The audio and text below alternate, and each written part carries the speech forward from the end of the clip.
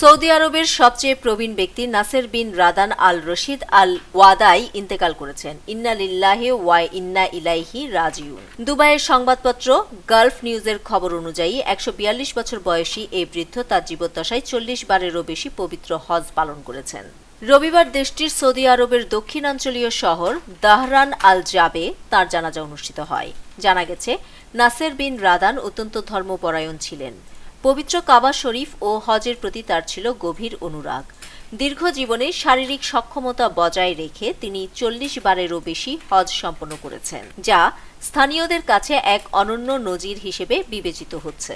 তার জীবনের একটি বিস্ময়কর অধ্যায় হল ১১০ বছর বয়সে তিনি সর্বশেষ বিয়ে করেছিলেন এবং সেই বয়সেও তিনি এক কন্যা সন্তানের বাবা হন।